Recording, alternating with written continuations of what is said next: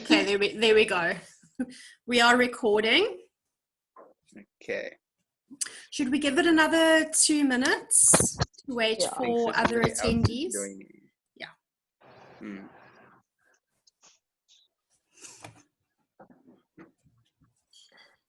Hi, Balu.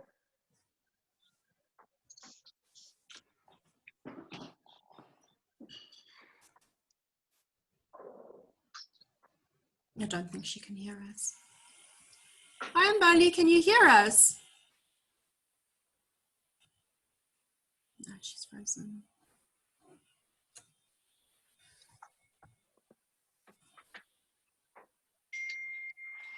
Hamida is not able to hear anything.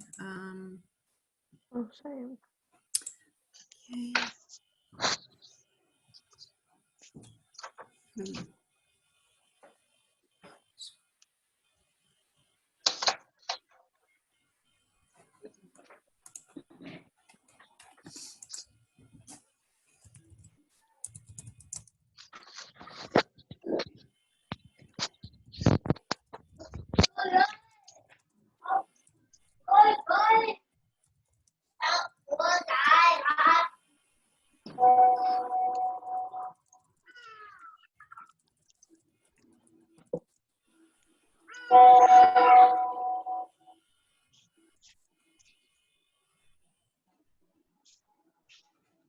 Anika's joined.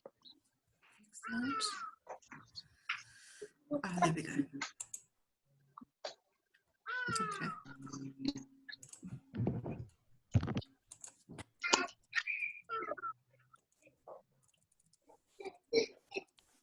Yay, we've got an audience. Lynne and Josephine, you seem like you're very famous. We've got an actual audience.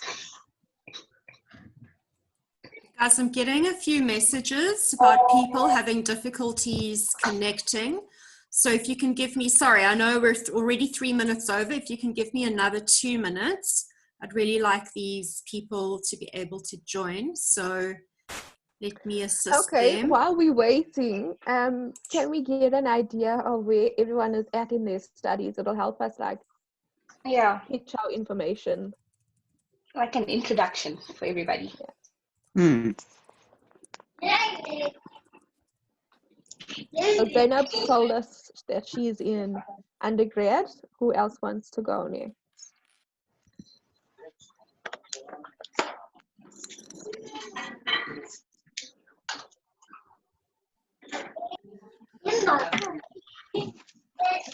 Hamida, can I ask you to tell us what year you're in? If you can just Hi unmute. guys, and I'm undergrad. Okay. Pula. Class.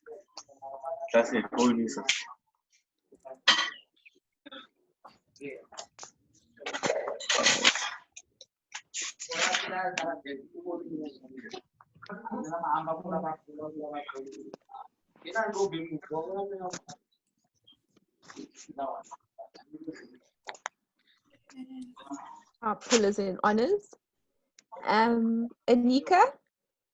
I am a student. I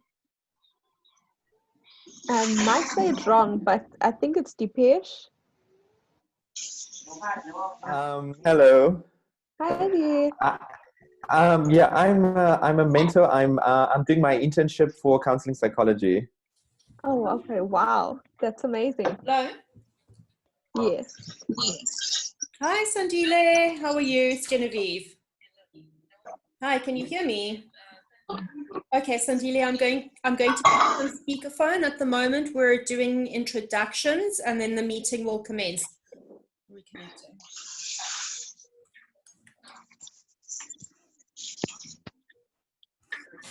Seems like we have a lot of mentees and mentors. Hi, Paula. Hi. Can you hear me? I can. Can you hear me? Okay, I'm going to put you on speaker now. Okay, just hold on. I'm going to put you on speaker. Okay.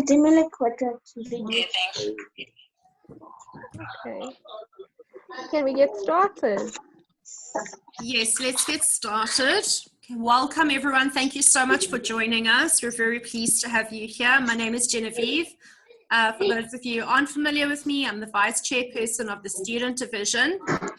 And today we've got Lynne Richards and Josephine Padarath. Lynne is an executive committee member in the Student Division, and she is also the executive portfolio holder of research into student empowerment. In addition, Lynne is a clinical psychology master's student, M1, at the University of KwaZulu-Natal.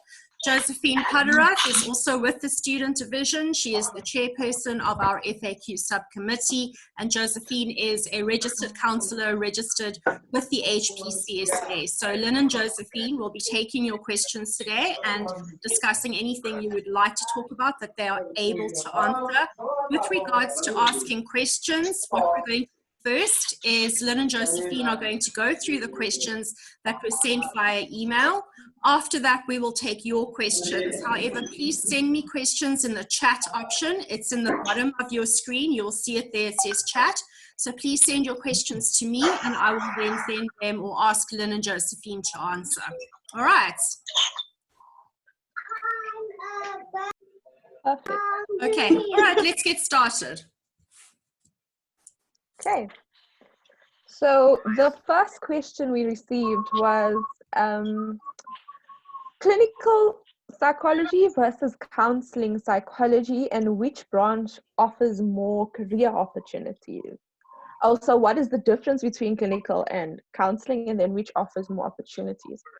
So if you refer to the scope of practice, which is provided by the PsySSA, on paper, this is the difference. So counseling psychologists deal with mild to moderate pathologies, whilst clinical psychologists deal with moderate to severe pathologies. So what that means is basically that clinical psychologists are trained to deal with more severe cases. In terms of practicalities, most of the time clinical and counseling psychologists are trained together. So that brings a lot into question about, is this just artificial boundaries between the divisions? Often people feel that it's quite unfair.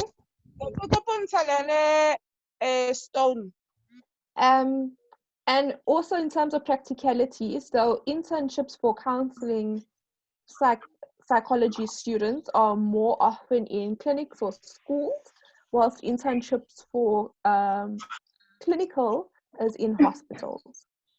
Okay, but if you want to know more about that, you can have a look at the scope of practice.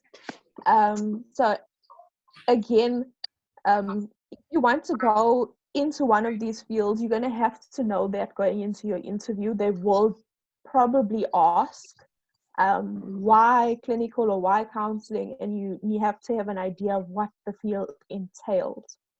And then with the question, which branch would offer more career opportunities? There's career opportunities in both. I know there's this idea that clinical psychologists have more opportunities. I don't believe that is true. In the beginning, it might seem quite unfair that clinical psychologists get more money in terms of the internship. But once you're out of that training situation, there's opportunities for you to really diversify within the career. And it's basically what you make of it. Yeah. I don't know if, are we taking any questions on top of that, or must I continue with the received questions? Maybe continue and then we'll come back. Okay, cool. So the next one was, is there any tips on attending master's interviews? Now, I'm giving this based on my own experience and the experience of my fellow master's colleagues. So basically what we've come up with is that each interview is unique. I know many people go through various interviews and they tend to apply the same strategies in each. Know the university that you're going to. Kind of have an idea of what is the modalities that they're interested, what research are they interested in, and go there knowing who your target is. I know it sounds a bit like a sales pitch, but at the same time, you need to remain very true to who you are as a person. Please don't try and go there and act like someone you aren't. It's really not going to help you. You'll find yourself talking around in circles and having to remember what you're either lying about or fabricating. It's not a good idea. They will pick it up very, very quickly. So this is a big one. If you are indecisive about this career and you have other options that you are considering, please do not take the decision lightly. Explore as much as possible, read as much as possible, talk to master students, talk to interns, talk to psychologists in the field, find out whether there's a niche in this career that you would like to go into. Don't just invest yourself in something without making an informed decision. Know your strengths and weaknesses and being able to reflect on them. It's all well and good going there and try to portray yourself as this well put together candidate, but at the end of the day, they want to see that you're able to reflect and critically engage with what challenges you and how you've either worked through those challenges or how you work through them. Be aware of your context.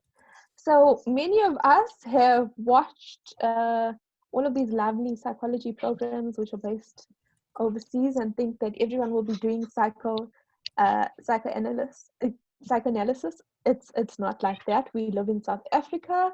Please know your context. Know what we can do as a profession to help our communities and to see to the needs that there are.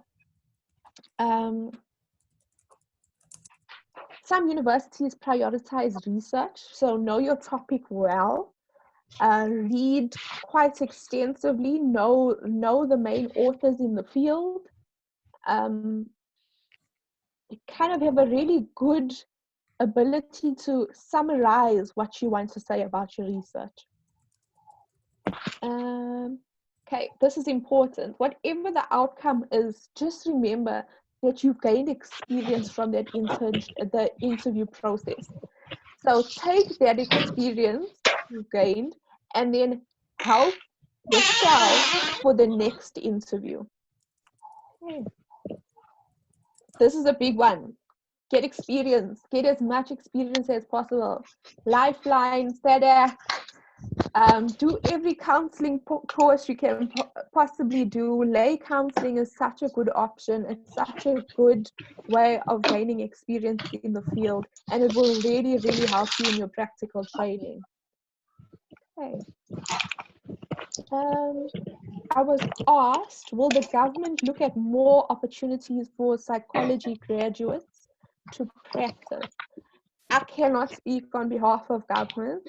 We do know that there is a need, but that is not anything that we can kind of touch on right now. Do you get paid for community service while completing masters in clinical psych? Yes, you get paid.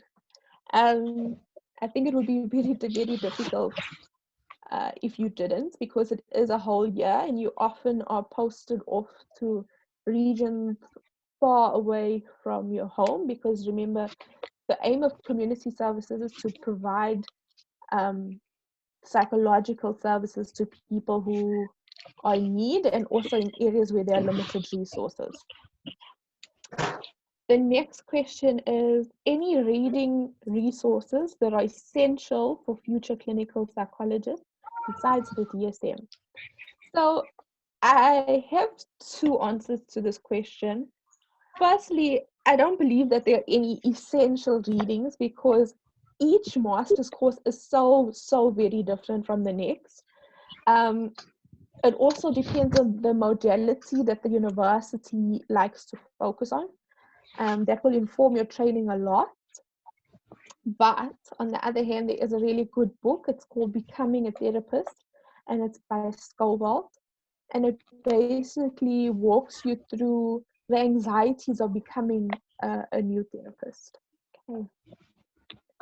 I was asked, what are the pros and cons of clinical psychology? Once again, I'm still an M1 student, so obviously the answers come from my current experience.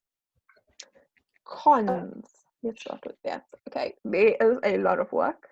Be ready to work a lot. If you're a person who is not used to working very hard, loves their sleep, loves weekends off and holidays off, please consider that your lifestyle will change. If you do not work well under pressure and you are not able to take criticism, you need to work on that. If you do not like working in government, if you do not like the fact that you'll be working with the masses, you feel like you will only ever work in private, that is going to be a disadvantage for you, because you will work, as a clinical psychologist, you will work in the hospital. And it is such a great learning experience. You will learn immensely in the hospital, but you need to be open to that, or else you will not benefit from it. The pros, you learn so much about yourself from day one. You learn how to be self-critical, self-reflective. You learn how to work with people, because you generally in a class, a very small class, where you need to work and need to collaborate. So if you also don't have very good group work skills, please work on that as well. And if this is really the profession that you want to go into, you'll be really motivated. So that's a good thing. Okay. And the last question I have is, can counseling psychologists still pursue work in fields such as forensic psychology and neuropsychology? And the answer is yes. And you can actually look up on the HPCSA website where they speak about neuropsychology. It actually was passed quite not so long ago, so you can have a look at that. But you are allowed to practice in those fields. Okay. Okay. Josephine is now going to take us through the process of becoming a registered counsellor and the difference between registered counselling, academic honours degree and master's degree, and the option that is available to you to become a registered counsellor. Okay. Hi guys. So I'm going to speak to you, like Jen said, about being a registered counsellor. So as most of you said, you are either doing your undergraduate or your honours degree currently. As you know, the competition to get into masters is extremely difficult. And to be honest, most people don't get in for, I think, the first few years after they graduate. So you're going to want to look for something else to do in the meantime. Being a registered counsellor is one of those options, basically. So if you do your BPsych degree, which I'm not sure if anyone here is doing, after you do your BPsych degree, which contains a 720-hour practicum or 6-month practicum, you will then write a board exam with the HPCSA and you can register as a registered counsellor. Alternatively, if you're doing the BA in psychology, you'll then have to do a practicum for 720 hours or a 6-month practicum, and you will then write the board exam and register as a registered counsellor. So what is a registered counsellor? I get this question a lot because the HPCSA doesn't really advocate for us So basically, the difference between a registered counsellor and a psychologist is that a registered counsellor cannot diagnose any psychopathology. And like Lynn said, we can't work with any moderate or severe pathologies. What we can do is we can offer basic counselling. We can do trauma counselling, grief counseling, group counseling, things like that, family counseling, relationship counseling, any interpersonal counseling. We can also do community programs, psychoeducational programs, things like that within our communities. What else is important? The main thing is that registered counselors are allowed to screen for psychopathology, but we're not allowed to formally diagnose it. So as a registered counsellor, if somebody with general anxiety disorder comes to me, or severe depression, or schizophrenia, or bipolar, or any one of the main psychopathologies, it would be my job to refer them to either a counseling psychologist or a clinical psychologist, and you can't actually offer any treatment in a sense, if that makes sense to everybody. And that's basically it for a registered counsellor. It's basically the in-between of what you would do between completing a degree in psychology and doing your master's, because not everybody gets in for their master's immediately, and there's people who still want to work within the field and use either their B-Psych or their BA in psychology to do something with it. That's basically the option you have as a registered counsellor. I'm not sure if there's any questions for that.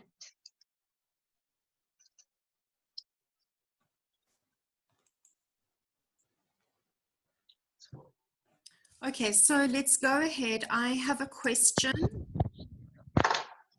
What do I need to have in order to be a qualified clinical psychologist? So I think he means in terms of degrees.